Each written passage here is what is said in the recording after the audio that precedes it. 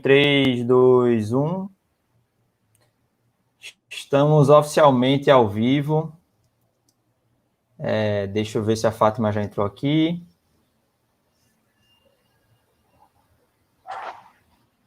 Boa noite. Ainda não estou conseguindo te ouvir, Fátima.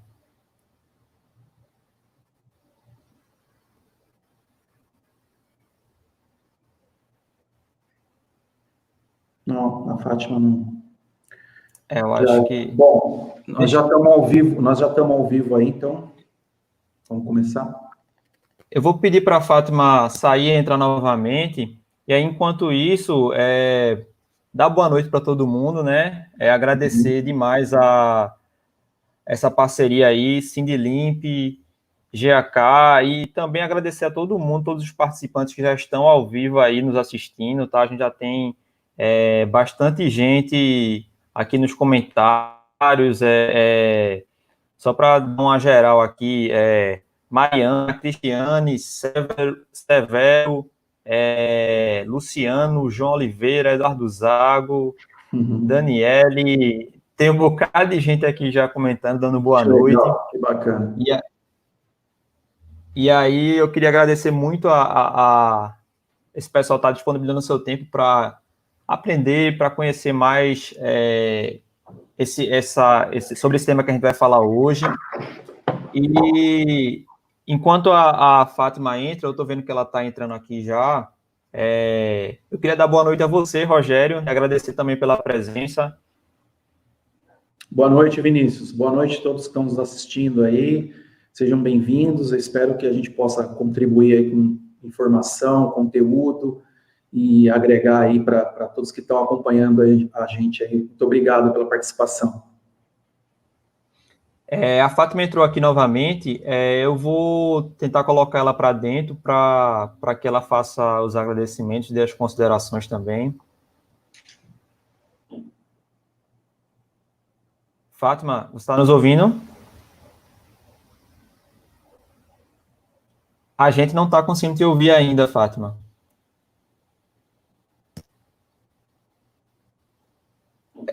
Exatamente. Se a Isabel puder entrar também, aí a gente pode fazer essa introdução pelo Sindilimp com a Isabel também, enquanto a Fátima não consegue ajeitar. Mas aí, enquanto isso, pessoal, eu queria pedir para todo mundo que estivesse acompanhando aí, eu já vi que bastante gente já deu ok, já deu boa noite. Eu queria dizer o seguinte, a gente vai estar acompanhando os comentários, tá? Então, sintam-se muito à vontade para colocar as perguntas, para colocar as dúvidas, que a gente vai estar observando aqui. Quem não conseguir comentar pelo YouTube, porque você precisa de uma conta para poder comentar, pode comentar pelo WhatsApp também, a gente vai estar assistindo esses dois canais ao mesmo tempo. Eu estou vendo que a Isabel entrou aqui agora, e aí se a Isabel puder fazer essa introdução.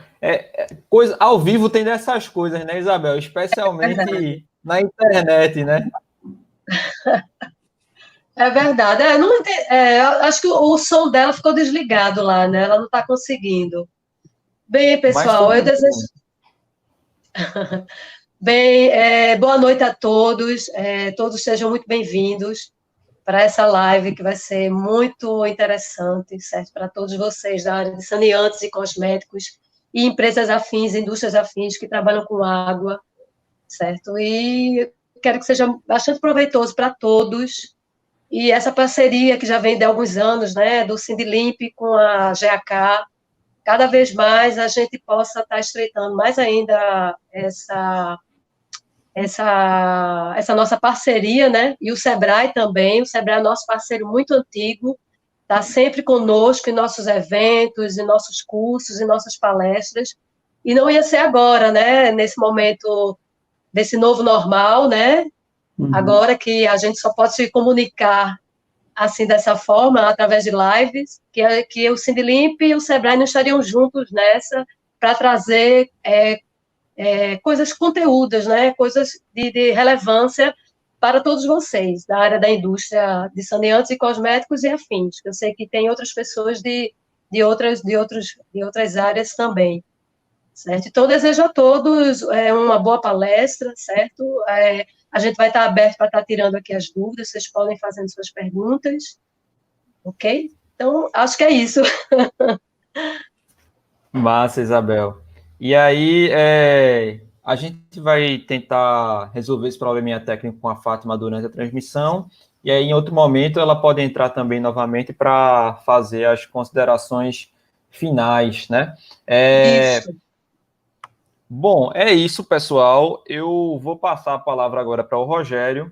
A gente vai falar hoje sobre um tema muito legal, muito interessante e de extrema relevância para a indústria, né, de maneira geral, mas também especificamente para a indústria de saneantes, para a indústria de limpeza. É um tema muito importante. E agradecer novamente e dizer que eu vou, como eu disse, eu vou estar acompanhando tanto no WhatsApp quanto no YouTube as perguntas e comentários, então podem fazer as perguntas, podem fazer os comentários. E após a live, como eu disse, vai ficar disponível também a gravação, certo? Demora um pouquinho para o YouTube processar, mas aí a gente vai deixar lá depois no grupo do WhatsApp também. E se a gente não conseguir responder todas as perguntas, a gente também vai poder se comunicar lá pelo grupo do WhatsApp. De repente, a gente manda um e-mail, ou então faz uma coletânea com as perguntas que não foram respondidas, mas é muito importante que vocês participem dessa interação, porque enriquece, né? As perguntas é que vão também enriquecer o conteúdo da palestra. Uhum. Bom, sem mais delongas, Rogério, o palco é seu, né? Eu vou compartilhar a tua tela aqui. Vou compartilhar a tua tela aqui para que você possa começar. Ok, Vinícius, obrigado.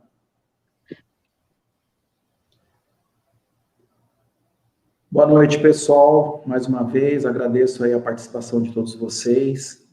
Com imenso prazer que a gente está aqui para compartilhar com vocês um pouco de conhecimento a respeito de tecnologia de tratamento de água, purificação de água e controle de qualidade, né, com o Sebrae e com o pessoal do Sindlimp. E, bom, espero que todos estejam ouvindo bem aí o meu áudio, e conforme vocês enviarem as perguntas, a gente vai estar conseguindo responder aqui, ver se a gente consegue responder todo mundo e contribuir com todos aí, tá bom?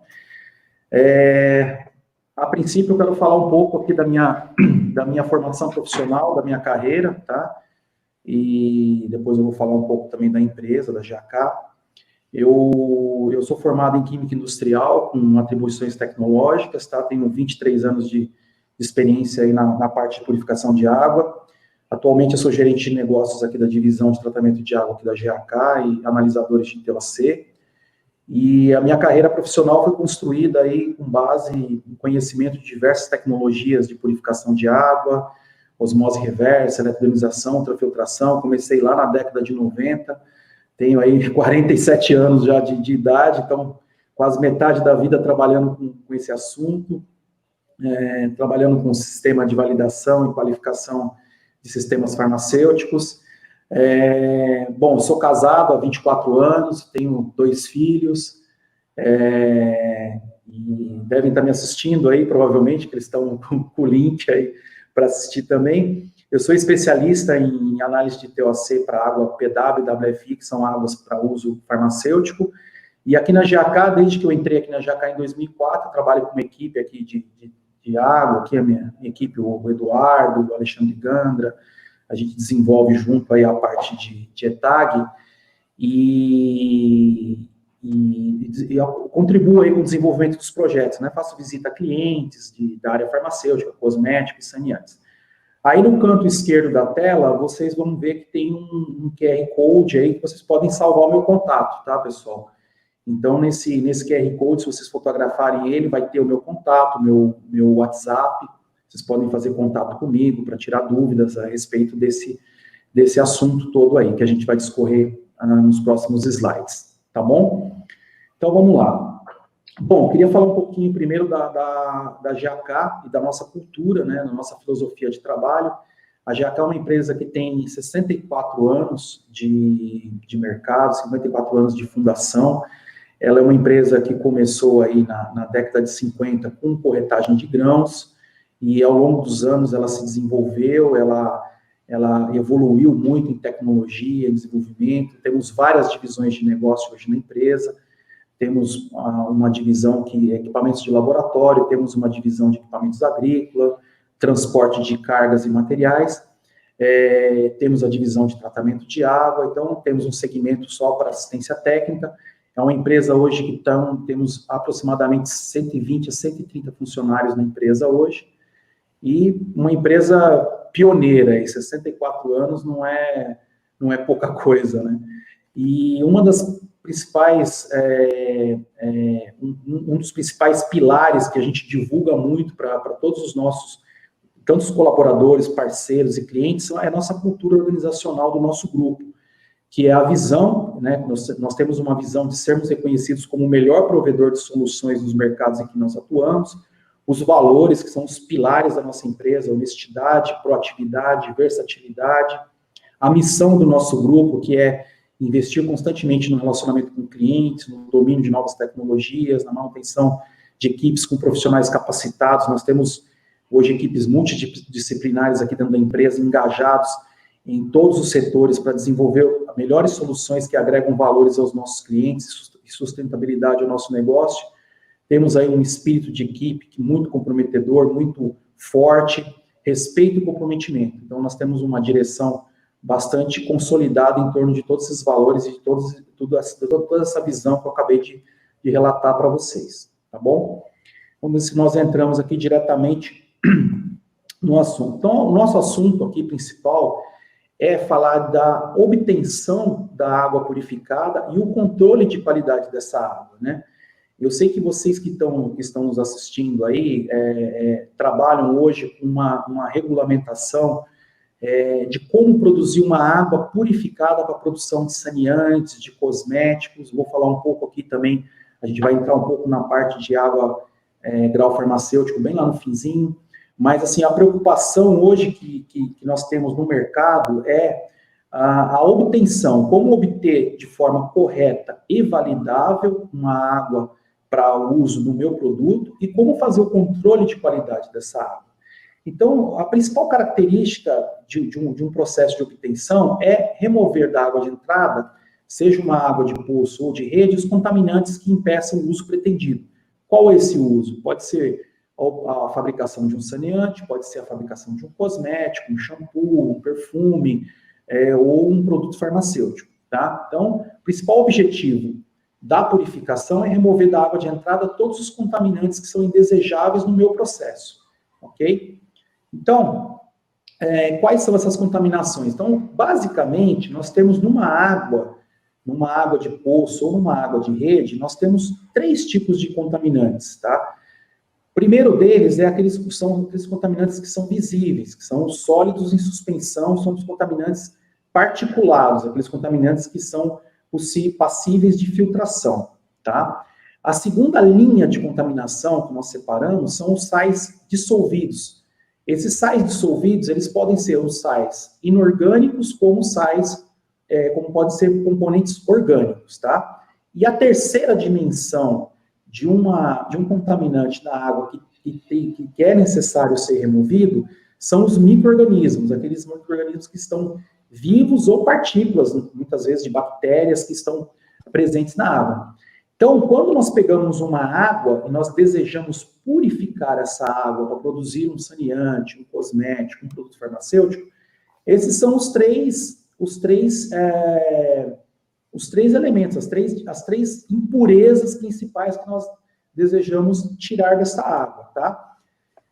Bom, um dos contaminantes que é muito indesejável numa água potável, numa água de poço, e que é uma preocupação e um dos principais que nós precisamos remover da água antes de iniciar um processo de purificação mais fina.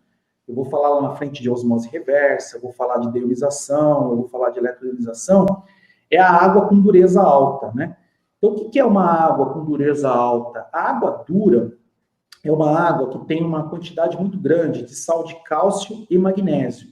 Então, Então, vocês vão ver aí na primeira linha o que é uma água. É uma água dura, é uma água que tem sais de cálcio e magnésio dissolvido. Então, nós temos uma classificação aqui no Brasil de água pelo índice de dureza, né? Então, nós dizemos que uma água é de baixa dureza quando ela tem uma concentração que vai de 0 a 70 ppm, ou miligramas por litro, de sal de cálcio e magnésio na água. Então, uma água de baixa dureza. Uma água de média dureza seria uma água que vai entre 70 a 135 miligramas por litro de sais de cálcio e magnésio. Vou criar aqui o apontador aqui, para mostrar para vocês. Então, seria essa segunda classificação. Enfim, essa aqui é uma tabelinha que relaciona o grau de dureza da água, tá, pessoal? O que causa esse tipo de contaminação na água? Principalmente entupimento e superfícies de troca de calor. Então, por exemplo, quando você tem na tua empresa, na tua indústria, um sistema de caldeira, um sistema de produção de vapor, a presença desse sal na água, a presença dessa impureza na água, causa uma superfície que a gente chama de superfície refratária, superfície que evita a troca de calor, que evita a produção de vapor. Então, a água dura, ela precisa passar por um tratamento para remover esse sal de cálcio e magnésio, tá? Como essa aqui é uma etapa de pré-tratamento, nós vamos chegar lá na frente, na etapa de purificação, que é a osmose reversa, o leito de troca iônica, o eletroionizador, eu preciso, num sistema de tratamento de água, para purificação da água para o uso pretendido, que seria o cosmético, o saneante, eu preciso ter no pré-tratamento um elemento que remova essa dureza da água, que remova esses sais de cálcio e magnésio. Então, essa água que tem esse contaminante, ela pode ser tratada de duas formas, tá, pessoal? Ela pode ser tratada com anti-incrustante. No Brasil não se usa muito o tratamento químico com anti-incrustante, ou pode ser tratado com equipamento que a gente chama de abrandador, tá? Então, abrandamento seria um filtro, né? Basicamente seria um sistema, um filtro como esse aqui que vocês estão vendo aí na tela. Esse filtro, ele tem uma resina aqui dentro que remove o sal de cálcio e magnésio, e ao lado desse filtro, normalmente se coloca um tanque que tem sal grosso dentro dele. Então, nós colocamos sal grosso dentro desse tanque, e depois que ele faz o processo de tratamento, que ele tira o sal de cálcio e magnésio da água, ele é recuperado com uma lavagem com essa solução de salmoura que fica dentro desse tanque, tá? Então, esse tanque ele é preenchido com uma resina que nós chamamos de resina catiônica, ela trabalha num ciclo de sódio, tá? E ele, depois de um determinado tempo de tratamento, que ele removeu o sal de cálcio e magnésio da água, ele passa por uma regeneração, que é uma regeneração feita por um cabeçote, nesse caso aqui eu tenho um cabeçote aqui que é manual, e aqui um cabeçote automático, tá? Então, o que esse cabeçote faz? Ele faz a sucção do sal grosso que está dentro da solução de salmoura que está dentro desse tanque, e faz essa solução passar por essa resina. Então, ele faz alguns ciclos, tá? Ele faz primeiro uma retrolavagem, ele separa toda a resina, depois ele passa a solução de salmoura, depois ele faz uma lavagem com água para tirar o excesso de sal. Então, essa praticamente é uma das primeiras etapas de purificação de água antes de chegar no sistema de osmose reversa, no sistema de tratamento por deionização, por eletroionização ou por qualquer outro tratamento que seja. Mas é uma etapa fundamental aqui que protege a membrana de osmose reversa, protege os leitos de tratamento que vem depois dessa etapa, tá? Depois desse processo, nós temos uma preocupação que é uma água com alto nível de cloro, né? O cloro, ele é um elemento indesejável para uma água, por exemplo, de saneantes, uma água que tenha que atender uma norma de cosmético, uma RDC 47, ou uma RDC para a indústria farmacêutica. Por que o cloro é indesejável? O cloro é um elemento muito oxidante, né? Então, por exemplo, se você vai fazer um shampoo, vai fazer um produto que tenha um produto químico que não pode ter contato com um produto oxidante, então o cloro tem que ser removido. O cloro, ele confere, né, à água algumas características que são indesejáveis. Por exemplo, ele causa um odor característico na água, né, ele deixa a água com um odor característico, ele tem um efeito muito corrosivo, né? Então, ele precisa ser removido, tá? E um dos problemas que o cloro causa também é a instabilidade, né? Problema de estabilidade do seu produto. Então, se você tem um produto, um saneante, um shampoo, um produto que tem presença mínima de cloro na água, ele vai ficar instável, ele vai criar uma coloração ao longo do tempo, tá? E como que nós tratamos o problema do cloro na água? O problema do cloro na água é tratado por algumas tecnologias, tá? A mais antiga que se usa, né, ou se usa até hoje, são aquelas torres de aeração, tá? Então, você tem aqui, ó, é a primeira tecnologia que eu coloquei aqui embaixo. A torre de aeração é aquelas torres onde você dispersa a água dentro de um sistema, a água entra em contato com o ar e a aeração faz com que o cloro seja removido, tá? Essas torres, elas têm um investimento muito alto, então você precisa ter uma infraestrutura muito alta, um espaço muito grande para fazer esse tratamento por torre de aeração. A outra tecnologia que é usada para remoção do cloro é a dosagem por produto químico. Então, as empresas dosam, através de um sistema de dosagem, uma bombinha, a gente chama de bomba dosadora, dosa um produto chamado bisulfito de sódio na água. E isso faz a remoção do cloro ativado, do cloro que vem na água da rede pública ou na água do poço. Aí vocês podem dizer assim, poxa, mas água de poço não tem cloro, né? Só que toda vez que você perfura um poço, que você precisa atender as características de potabilidade do Ministério da Saúde, você precisa dosar cloro na água do poço. Então, você vai ter que, em um momento ou outro, você vai ter que tirar esse cloro, porque ele é indesejável para o processo de fabricação, ele é indesejável para os sistemas de tratamento, né? Então, uma hora ou outra, você vai ter que tirar esse cloro da água. Então, essas tecnologias é que entram para esse processo. Aqui eu mais recomendo, que nós utilizamos, e existem aí muitas linhas aí de contra e a favor a essa tecnologia que eu vou falar, é a filtração por carvão ativado, né? Então, eu tenho aqui um filtro, né? Aqui eu estou mostrando para vocês o filtro de carvão ativado. A característica do filtro de carvão ativado, ela é muito semelhante do abrandador que eu falei anteriormente, tá? Tem um cabeçote que faz a inversão do fluxo de água, que faz todo o tratamento da água, tem aqui um cabeçote manual, mas a característica que eu gosto muito do carvão ativado é a capacidade que ele tem de fazer a adsorção. Vocês estão vendo aqui essa foto aqui no cantinho? Isso aqui é uma foto feita por um microscópio eletrônico de uma partícula de carvão ativado.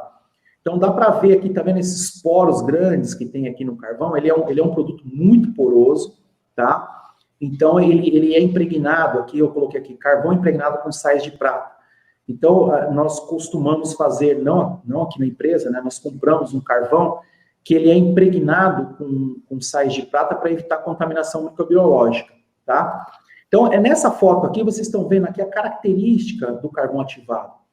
Então, uma característica que eu vejo que é muito importante para o carvão ativo além da capacidade que ele tem de absorver cloro, ele também é capaz de absorver compostos orgânicos de baixo peso molecular, tá? O que significa isso? Bom, o pessoal que está assistindo aí, que é um pouco mais de idade aí como eu, vai lembrar de uma situação que aconteceu em 1996, numa clínica de hemodiálise lá em Caruaru, onde 92 ou 93 idosos faleceram por conta da presença de uma alga na água que eles usavam para fazer hemodiálise, e essa alga produzia uma toxina, e essa toxina entrou em contato com o sangue desses pacientes, tá? Então, a partir daí, é que iniciou-se o tratamento de água mais eficiente para clínicas de hemodiálise. Eu comecei dessa época, mais ou menos, a trabalhar com tratamento de água. Então, observou-se, por exemplo, que o carvão ativado, ele é um produto muito eficiente para remover esse tipo de toxina da água, que era produzida por uma alga chamada alga cianofícia, tá? Então, a partir dali, inclusive, a hemodiálise criou um tempo de contato mínimo com esse leito de carvão, né? Então, existe uma norma internacional para tratamento de água de hemodiálise que diz que o tempo mínimo de contato com esse leito de carvão tem que ser de 9 minutos. Então, eles chamam de EBCT, que é o tempo de contato em inglês, né, que seria Impaired Contact Time, o tempo de contato da água com o tanque de carvão, né? Então, enfim, eu sou um entusiasta do carvão ativado, eu gosto muito da tecnologia, e nós usamos essa tecnologia como pré-tratamento para os nossos sistemas de osmose reversa, eletrodionização, enfim, eletrodionização, ok? Rogério, Oi. a gente já teve uma pergunta aí em relação a essa parte do tratamento com carvão ativado. A Lisane Caine perguntou aqui no grupo do WhatsApp, quando tem presença de cloro na nossa água, mesmo com um filtro de carvão, fomos orientados a duplicar esse filtro, tirar um dos outros que está presente na osmose para colocar outro de carvão. Isso está correto? Não, na verdade é o seguinte, peraí, me repete a pergunta, Vinícius, por favor. Quando tem presença de cloro na nossa água, mesmo com um filtro de carvão, fomos orientados a duplicar esse filtro, tirando um dos outros que está presente na osmose, para colocar outro de carvão. Isso está correto? Não. A osmose reversa, ela não serve para tirar cloro da água. O filtro de carvão ativado, ele é um pré-tratamento da osmose. O que ela Antes de chegar nessa fase, já tem que estar sem o cloro, não é isso? Tem que estar sem cloro, exatamente. A membrana de osmose, ela tem que receber uma água sem cloro. O que deve estar acontecendo é exatamente o que eu acabei de falar. Em alguns casos, aumenta-se muito o nível de cloro da água, a cloração da água, para aumentar a eficiência microbiológica. Por exemplo, existe uma norma no Brasil, que é a norma de potabilidade, que é a MS número 5, tá? A norma de potabilidade, ela regulamenta que você tem que ter, no mínimo, 0,2 miligramas de cloro por litro para que uma água seja potável, tá? Então, o que acontece? Em alguns casos, alguns locais, com temor de se ter um crescimento microbiológico na água, acaba se adicionando muito mais cloro. Então, põe 1,5 miligrama de cloro, 2 ppm de cloro. E aí, se você tem um filtro de carvão com uma quantidade pequena de carvão ativado, o EBCT, que eu acabei de falar, que é o tempo de contato com o carvão ativado, ele é muito pequeno, não dá tempo de remover o cloro. Então, aí se aconselha colocar 2 filtros mesmo, um em seguida do outro, para você ter um maior tempo de contato da água com o filtro de carvão e você ter a eficiência na remoção, né? Só que aí você tem um detalhe importante. O que acontece? O carvão ativado, à medida que ele vai removendo o cloro, você vai tendo áreas dentro do filtro de carvão que ficam sem cloro. E água sem cloro é uma água mais passível, mais sujeita à contaminação microbiológica, tá? Então, por exemplo, se você colocar 2 filtros de carvão, um em seguida do outro, você precisa garantir que os 2 filtros, quando eles forem fazer a retrolavagem, os 2 filtros sejam retrolavados com água bem clorada para evitar esse crescimento microbiológico, ok? Espero que eu tenha conseguido responder a pergunta da nossa colega aí, tá bom? Acho que deu para entender? Deu sim, Rogério. Inclusive, já estou me intrometendo aqui, não tem nada a ver com a história, mas me permita aí essa licença para que a gente facilite essa interação também com meu baixíssimo conhecimento na área. Mas eu sei que tem muitas ETAs, né, tem muita extração de tratamento de água que realmente superdosa essa cloragem, já prevendo que vão haver, enfim, a rede de distribuição não é completamente fechada, então eles superdosam o cloro para exatamente evitar a ação microbiológica no decorrer da distribuição, né? Isso aí a indústria ela vai ter uma dificuldade um pouco maior dependendo da concentração de cloro nessa água, não é isso? Isso, exatamente. Ô, Vinícius, deixa eu responder a pergunta. Eu estou vendo a pergunta aqui na tela. Primeiro, essa pergunta. A Mônica Nóbrega perguntou, pré-tratamento ideal para uma água mineral que vai ser utilizada na formulação de um cosmético. Ótimo, Mônica. Ótima sua pergunta. A água que vai ser usada para formulação de cosmético, provavelmente ela é uma água purificada, tá?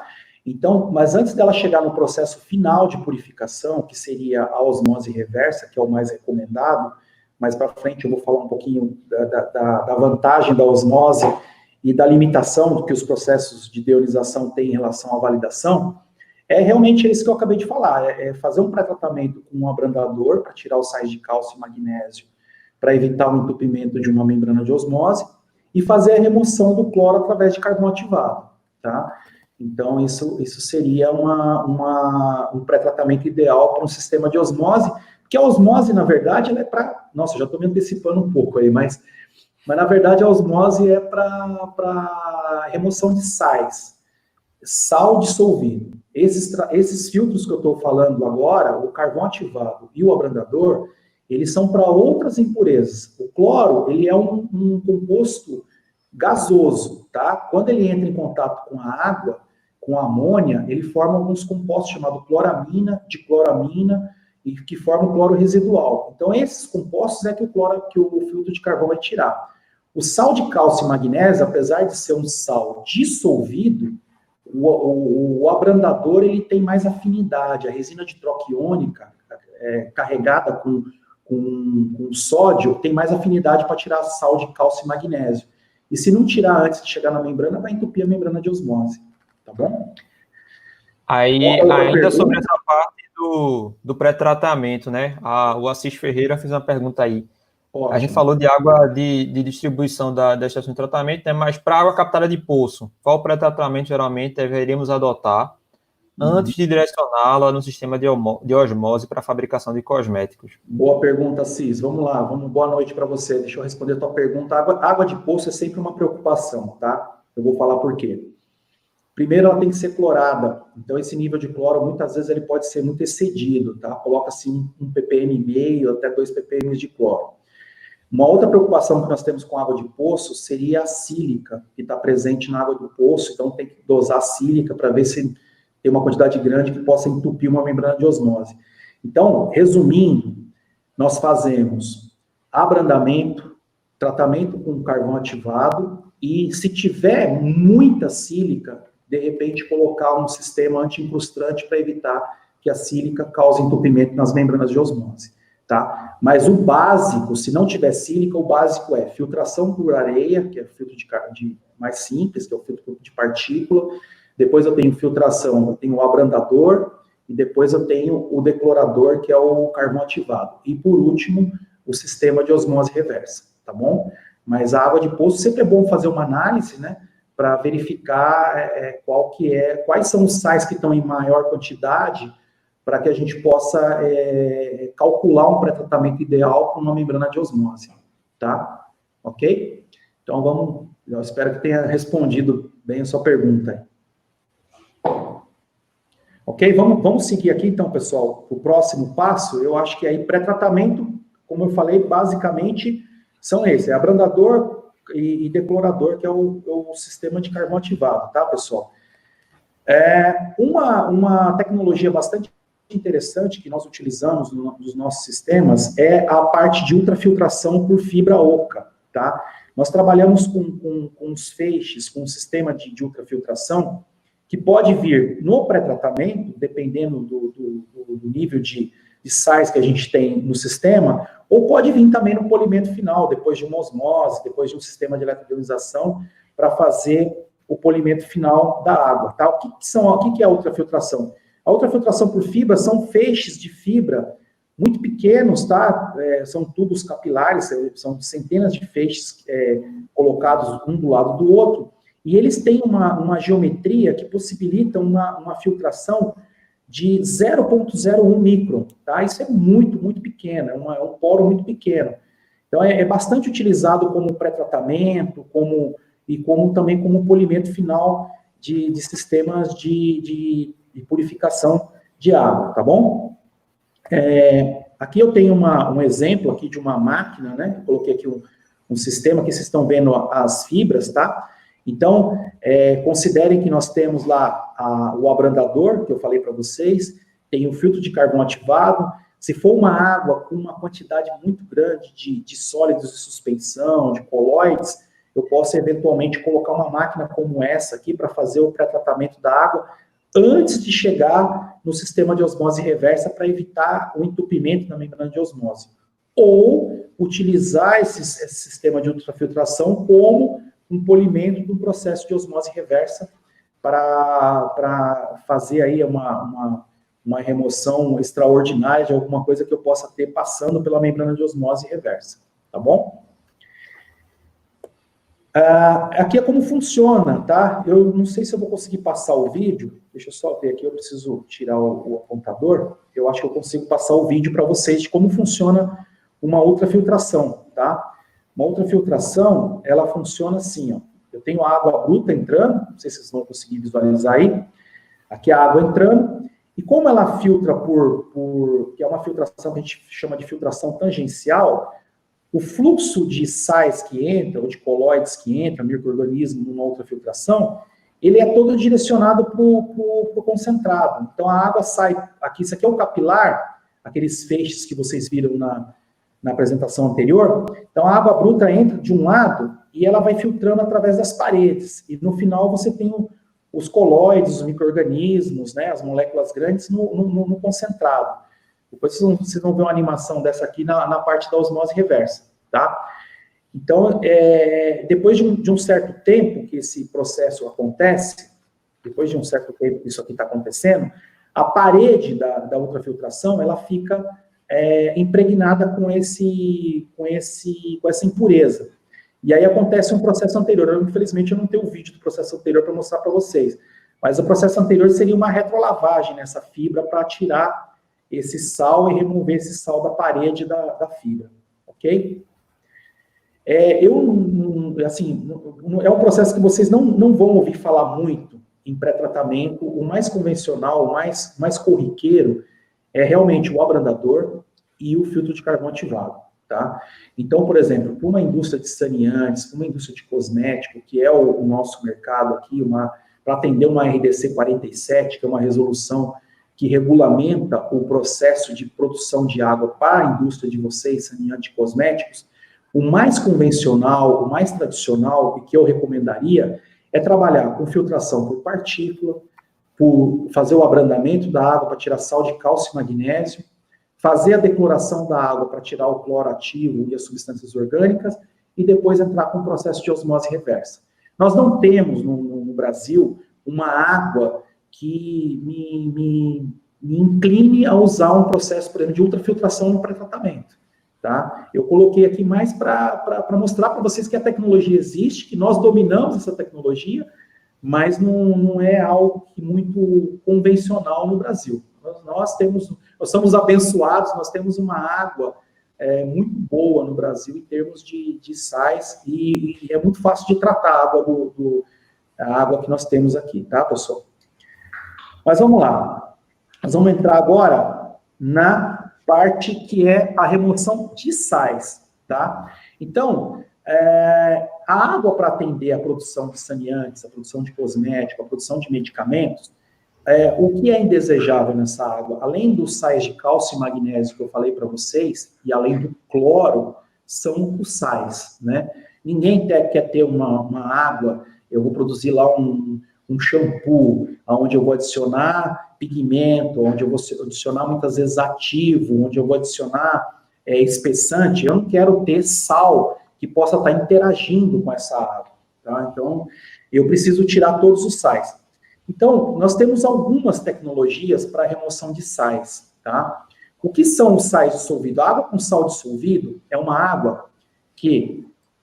Vou colocar o computador aqui novamente. Primeiro, é uma água que tem uma condutividade alta, tá? Então, ela não é visível. Então, muitas vezes você tem uma água que você olha para ela está límpida, não tem nenhuma coloração, não tem nada que interfira ali na coloração dela, na passagem de luz por ela, mas ela é uma água que tem condutividade alta, ou seja, ela tem muito sal, tá?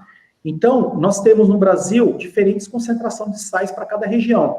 Eu sei, por exemplo, vocês estão aí em Pernambuco, eu conheço a água dessa região, conheço a água do Ceará, conheço a água de Pernambuco, conheço a água do estado da Bahia, eu sei, e eu vivenciei isso muitas vezes, quando eu trabalhei com hemodiálise aí no Nordeste, existem poços aí que você perfura e você tem uma água que com 700 microsiemens de concentração de sais.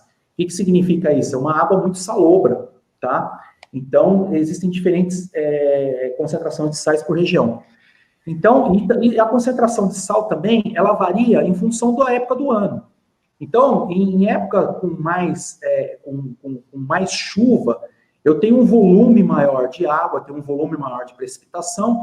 Então, o poço artesiano, os poços mais rasos, eles vão ter uma salinidade menor. Porque você tem um volume maior de água, você tem mais diluição de sal. Numa época do ano, por exemplo, agora em São Paulo, nós estamos na época de junho, julho, é uma época de mais seca, de estiagem. O que acontece? Você tem reposição menor de água no reservatório, né, nas represas que são usadas para captação de água municipal. E que é o que vai acontecer com os sais? Vai ter uma concentração maior de sal, vai ter uma concentração maior de orgânico, né? E uma água com sal dissolvido, qual é o impacto dela na produção do meu saneante, do meu cosmético? Primeiro, vai interagir com matéria-prima de produto, né? Vai interagir, vai causar problema de estabilidade do meu produto. Segundo, em sistemas de troca de calor, vai ter troca. Então, por exemplo, quem usa água para refrigerar a caldeira, para aquecer reatores. Então, se você tem água com sal dissolvido, você vai ter menor troca de calor. Então, isso é um problema.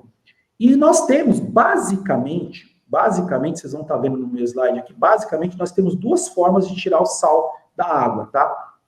A mais antiga, né, e que hoje está muito em desuso, principalmente no mercado farmacêutico, são as resinas de troca iônica. Elas estão aqui, ó, estou mostrando aqui embaixo para vocês, aqui, resina de troca iônica.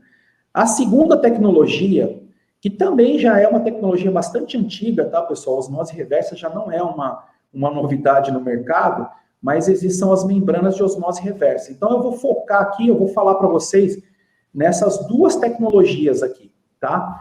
A resolução para saneantes, a resolução para cosmético, ela reforça muito que a tecnologia que você vai utilizar para a produção de água purificada para esses segmentos, ela tem que ser uma tecnologia validável, tá? Essa é uma palavra que está muito em voga hoje no mercado brasileiro, na indústria farmacêutica, que a gente aqui na GAK atua muito no mercado farmacêutico, eu projeto muitos sistemas para a indústria farmacêutica. Validação é uma coisa muito, é uma palavra que tem muito peso, tá? E eu vou explicar mais para frente um pouquinho, eu vou explicar o peso que tem a validação e o porquê que é importante selecionar uma tecnologia que seja robusta e validável, tá?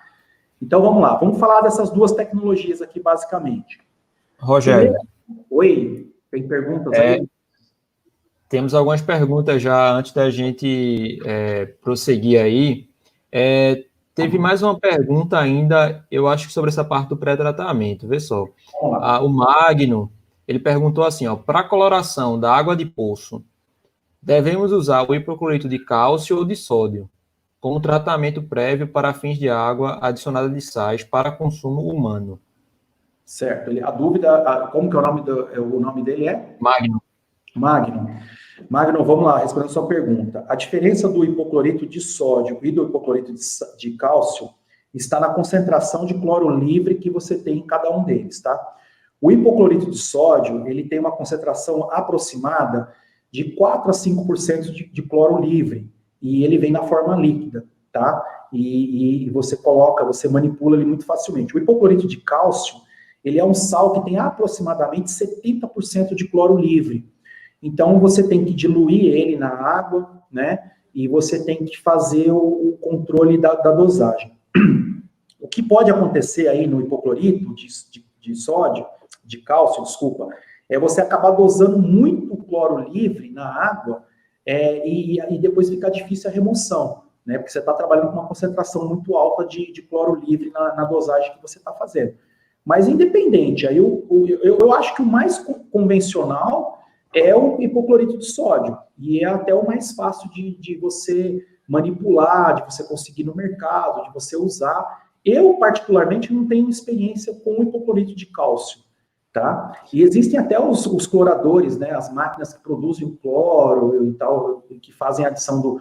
Tem até sistemas que fazem mistura, né? Fazem a produção de cloro a partir de ácido clorídrico e tal. Mas é o que eu te falei, o pré-tratamento ele tem que ser o mais simples possível e com a melhor manutenção. Ser o mais fácil de você usar no dia a dia e ter a melhor manutenção mais simples. O carvão ativado é trocar uma carga de carvão uma vez por ano, fazer retrolavagem diariamente, é o mais convencional, ok? Vamos lá. Beleza. Teve uma pergunta aqui também, duas perguntas bem parecidas, tá? O Hércules, da Hércules Química, deixa eu botar a pergunta dele aqui na tela. Ele perguntou assim, ó, a água deionizada pode ser usada para preparação de saneantes? A água deionizada pode ser usada para preparação de saneantes. Sim, Hércules. Ela pode ser usada na preparação de saneantes. O que acontece é o seguinte, não é o processo de deionização em si. O processo de deionização em si, ele é um processo muito eficiente. Quimicamente falando, ele remove muito bem os sais da água. O problema do processo de deionização é a validação dele. Ele não é um processo robusto, ele não é um processo seguro em termos de validação. Por quê? A resina ela tem uma campanha limitada, tá?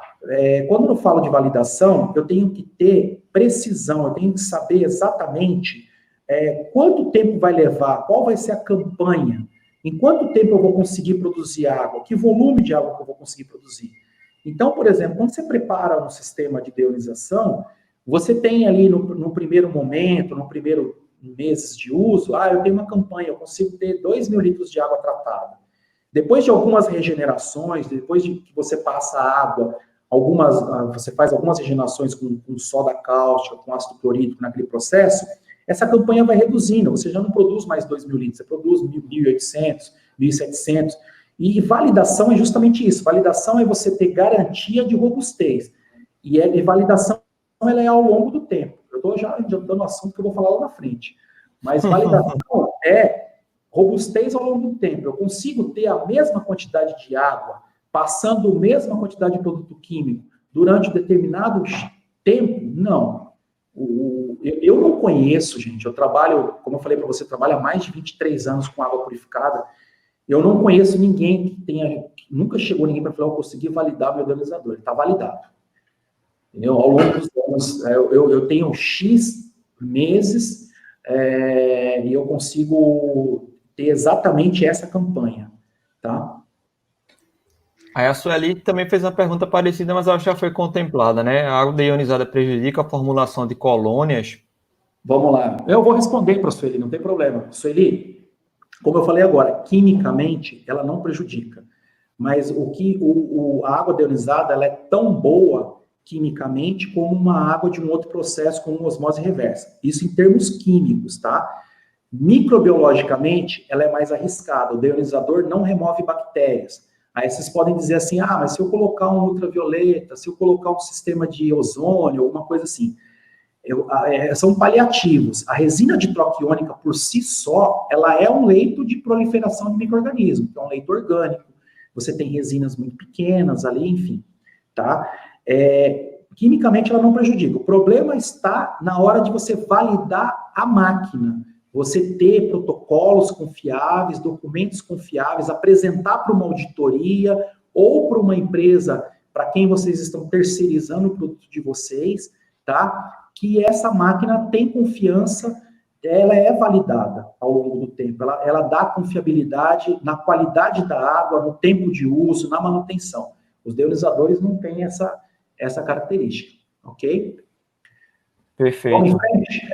Vamos lá. Só mais um antes de você seguir aí, Rogério. A gente tem muita pergunta, aí eu vou responder só mais essa, mas o pessoal pode continuar perguntando, porque mesmo acho que não der tempo de responder agora, como eu já falei, a gente tem um grupo no Zap, então depois a gente pode fazer uma coletânea aí com essas perguntas, mandar um um e-book, um guia, sei lá, a gente faz alguma coisa para...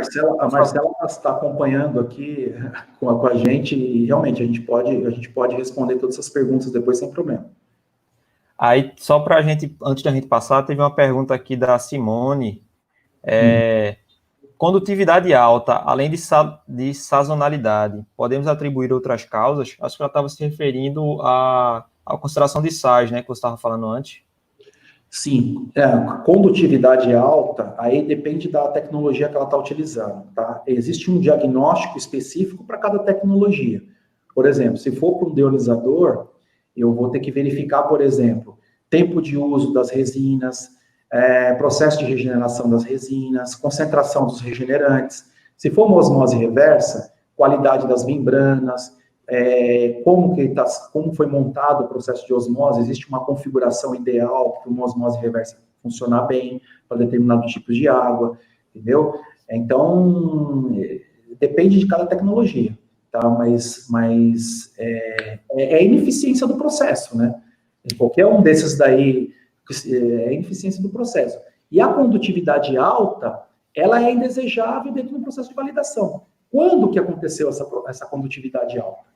Né? Quando foi que ela ocorreu? Ocorreu justamente num período em que eu tinha validado que não deveria acontecer. Então, voltando no caso da troca iônica, se eu falei no meu protocolo, na minha validação, que eu vou ter condutividade alta somente depois de 12 dias de uso do meu sistema, se ela acontecer no 11º, meu sistema não está validado. Aí tem que voltar tudo para trás. E acontece, porque as resinas, como são processos químicos, processos que sofrem degradação com a regeneração, então você não tem como prever quando isso vai acontecer, entendeu? Vamos em frente? Beleza, vamos seguir. Então vamos lá. Bom, eu estou vendo que o pessoal está bem familiarizado aí, porque as perguntas já estão sendo referentes à deonização, osmose, enfim. Então, eu acho até que o conteúdo do PowerPoint, da apresentação que eu estou fazendo aqui, ele é bem simples para o público que está assistindo. Mas vamos lá. Resina de troca iônica, como que ela funciona? Ela funciona assim, eu tenho lá uma molécula uma molécula de cloreto de sódio, ela se dissolve nela, ela se separa dentro da água, ela fica iônica, né? Os íons, o ânion vai para um lado e o cátion vai para o outro. Então, numa resina, o sódio, numa resina catiônica, por exemplo, o sódio fica preso aqui e o cloreto fica preso aqui. Então, essa aqui é uma resina mista, né? Vocês estão vendo aqui, ó, eu tenho o cátion de um lado e o ânion do outro, tá? Então, a aniônica vai reter os ânions e a catiônica vai reter os cátions. E o que acontece na hora dessa retenção? A catiônica libera hidrogênio, a aniônica libera a hidroxila, tá? No final desse processo, entrando sódio e cloro, no final do processo, o que eu tenho? H2O, que é a água, né? Praticamente. H2O. Então, esse é o processo de troca iônica, tá? Vamos ver aqui. Na regeneração, quando você satura, você tem aqui muito sódio e muito cloreto, né? Na resina aniônica e muito sódio na resina catiônica. Então, é difícil, eu coloquei aqui, ó, o processo é de difícil validação, porque você não consegue distinguir, não consegue precisar o tempo que isso vai acontecer. E não consegue ter muitos parâmetros, além da condutividade, para saber quando isso vai acontecer. Não existe parâmetro físico, por exemplo, de pressão, temperatura, nada disso que distingua quando que esse processo vai acontecer, tá? E na hora de fazer a regeneração da resina, o que eu tenho que fazer? Eu tenho que usar produto químico, tá? Então, é uma outra coisa que dificulta no processo de validação de um sistema de ionização. Eu tenho o efluente, né? Eu tenho o ácido clorídrico, eu tenho soda, eu tenho descarte de produto químico. Então, quando eu estou dentro de um processo de validação, além da validação da máquina em si, eu tenho que validar o descarte, eu tenho que criar protocolos, segurança, análise de risco, dentro de um ambiente de validação para descartar o produto químico, né? Então, realmente difícil. Não é uma tecnologia ruim, pessoal. Não tenho absolutamente nada contra, quimicamente falando, do processo. É uma tecnologia antiga, né? Remonta aí da década de 40, mas é um processo eficiente quimicamente, mas é difícil de validar, tá? Então, aqui a regeneração da resina catiônica, ela é feita com com ácido clorídrico, né? E a resina aniônica é feita com soda cáustica dissolvida, né? Então, o sódio entra aqui, ó, e substitui na resina, e você tem um descarte, você tem cloreto de sódio, tá? Bom, aqui está um deionizador, tá? Esse aqui é um típico, né? Um sistema típico de deonização.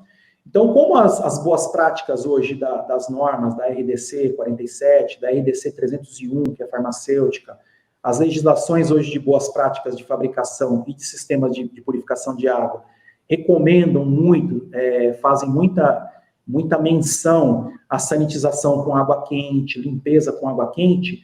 Esses sistemas plásticos, eles não são muito bons para esses processos de limpeza, né? Não suportam uma sanitização térmica, enfim. Mas realmente o que se usa muito hoje no mercado, vem se usando ao longo dos anos, né? Bom, esses são os deionizadores. Aqui eu estou falando, aqui vocês podem ver uma porosidade, aqui um espectro que sempre que a gente vai palestrar e falar de processo de purificação de água, a gente usa esse espectro para mostrar a eficiência da filtração e chegar até o processo de osmose reversa, tá? Então, aqui eu tenho, por exemplo, aqui nessa ilustração, eu tenho aqui o tamanho do poro, tá? Então, aqui é uma régua, vocês imaginem uma régua. Então, uma régua que começa aqui com 1000 microns e vai até 10 elevado a menos 5 microns, tá? Então, eu começo, na filtração aqui, eu começo com areia de praia, que vocês imaginam, um grão de areia, os fungos, eles podem ser retidos por microfiltração. Então, é a primeira barreira, que seriam os filtros de partícula, tá? Então, nessa região aqui, são aqueles filtros mais grosseiros, para tirar as partículas maiores da minha água, tá? A parte de vírus, coloides, toxinas, pirogênios, bactérias, elas podem ser tiradas até a barreira de filtração e ultrafiltração. Na verdade, ultrafiltração. A filtração está mais para cá. A parte de ultrafiltração que eu mostrei para vocês lá atrás. E como nós vamos falar agora de uma tecnologia que eu acho que vai ter muita pergunta, e muita gente vai perguntar, e é a minha especialização mesmo, a osmose reversa. A osmose reversa, ela tira da água aquilo que está dissolvido, aquilo que é invisível. Então, o açúcar, se vocês fizerem uma experiência em casa, pegarem um frasco transparente, dissolver açúcar na água, a água vai ficar límpida. A única coisa que vai tirar esse açúcar da água é o processo de osmose. A mesma coisa o sal. Quando você dissolve o sal na água, a água fica límpida. A única coisa que vai tirar o sal da água é a osmose reversa, ou o deionizador que eu falei para vocês anteriormente, tá? Então, eu acredito que pode ter aí até perguntas a respeito de dessalinização de água do mar, etc. Tá bom? O Vinícius saiu? Não? Continua. Ô, Vinícius, você deu uma sumida ali, eu vi na tela. Mas vamos lá, pessoal. Eu acho que aqui a gente vai ter bastante coisa para falar. Aqui, eu quero explicar para vocês o que é osmose reversa, tá? Então, eu fiz uma ilustração aqui. Osmose. Primeiro, vamos falar o que é a osmose. A osmose é um processo muito natural, tá?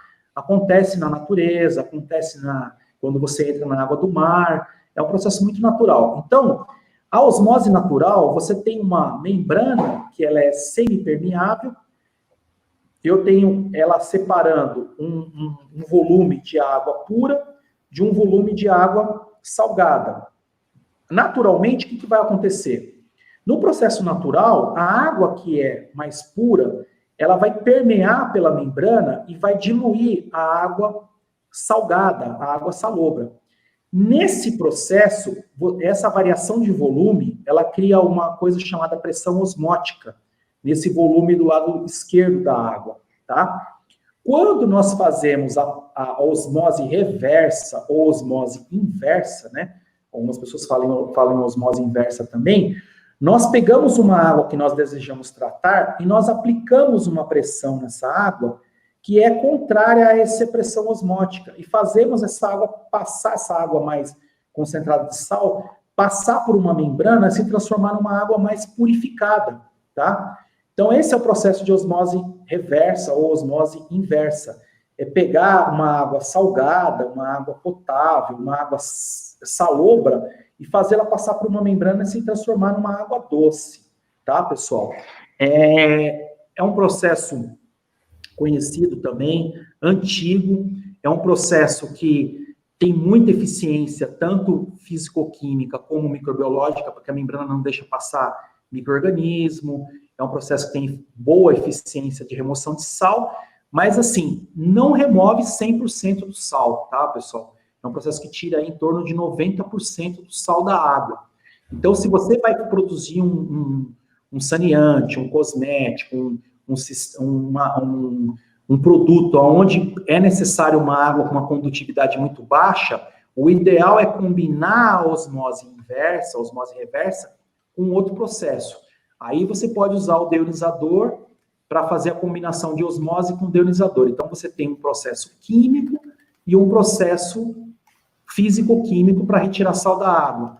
Aí você tem uma boa eficiência, você está combinando tecnologia. Na área farmacêutica, isso já é muito utilizado, tá? Nós temos aí, desde 2013, um guia de validação de sistema de água farmacêutico que fala de combinação de tecnologias. Isso já é bastante frequente na área farmacêutica. Aqui eu tenho um videozinho que mostra como que é a construção de uma membrana de osmose reversa. Então, vocês vão ver aí, ó, como que é construída uma membrana de osmose reversa. A membrana de osmose reversa, primeiro, ela é um filme, tá? Esse filme, ele tem uma base de poliéster aqui embaixo e uma base de polissulfona em cima, ok? E depois, no final, tem uma membrana muito fina, que é uma camada de poliamida. Então, vocês vão ouvir falar muito em Twin Film Composite. Então, é uma composição de filmes, né, de filmes muito finos. Então, você junta esses três polímeros e você forma um filme muito fino. Essa primeira camada de poliamida, tem aí a ampliação aí para vocês verem como que ela a primeira camada de poliamida é um polímero que ele se junta e ele tem uma capacidade de repelir a molécula de água. Vocês estão vendo a molécula de água se aproximando aqui, ó, do filme, tá? Então, ele só deixa passar a moléculazinha de água. Os sais, ó, vocês estão vendo aqui, ó, os sais são repelidos aqui nessa camada aqui, muito fina aqui em cima, tá? Então, quer ver, eu vou voltar só um pouquinho aqui para vocês verem de novo, para vocês acompanharem aqui a ilustração, ó. Então, esse filme aqui, que é a poliamida, opa, desculpa, aqui já está mostrando, ó, olha aqui, ó, que bacana, olha aqui, ó, que legal, aqui dá para ver direitinho. O polímero, a poliamida, ela deixa passar a molécula de água e repele o sal, essa que está aqui em cima.